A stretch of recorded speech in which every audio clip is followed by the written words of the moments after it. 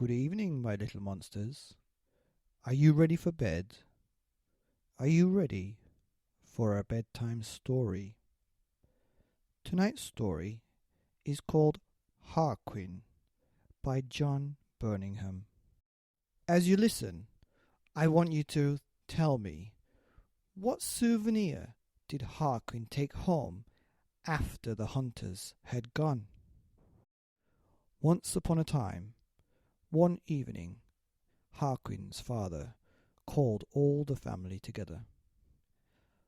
"I have reason to believe," he said, "that one of you has been going out at night. Now I must warn you all again about going down to the valley.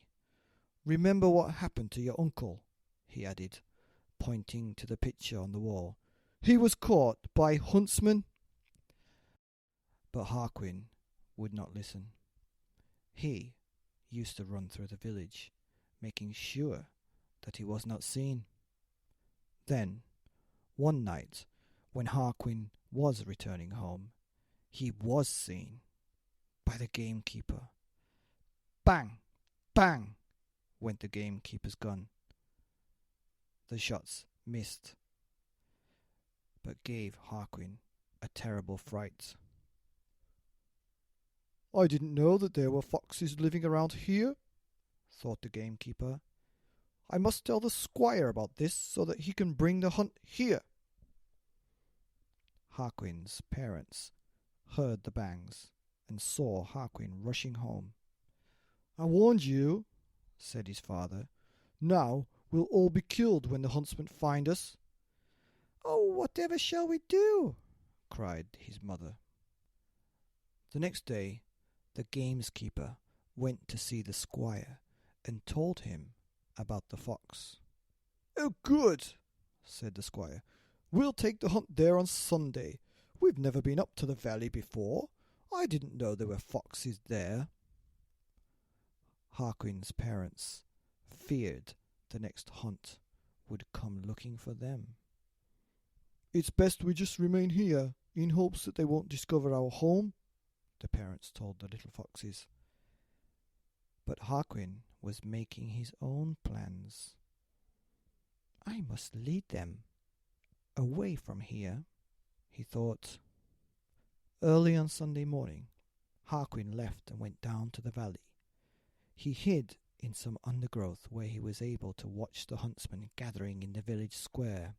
As soon as the master blew his horn and the hunt began to move off, Harquin rushed ahead and waited. He waited until he was quite sure the huntsman had seen him. "We're not far behind him now," shouted the squire. Harquin ran for his life. "If only I can reach the marshes on time," he thought. At last he reached the edge of the marsh and sped along his secret path. But the hounds, the horses, the huntsmen didn't know the way to cross.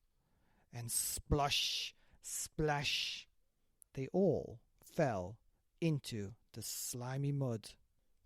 The squire, who had been thrown into the marsh head first, was furious.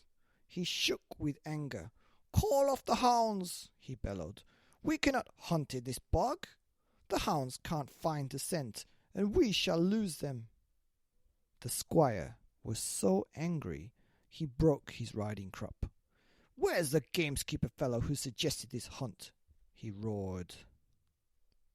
Harquin watched the hunt leave.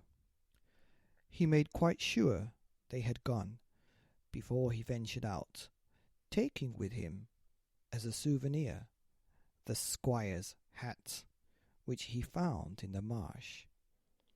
His family were very pleased to see him returning home safe and sound, and came out to meet him. And so the foxes were able to live in peace and wander freely in the valley, since nobody ever wanted to hunt there again. As for the gamekeeper, he no longer works for the squire, and now Harquin has children of his own, and they still live in the same home, and often, before they go to sleep, he tells them about the famous hunt. They all listen intently to his stories, except for one of his sons, who is bored. He wants to go beyond the valley.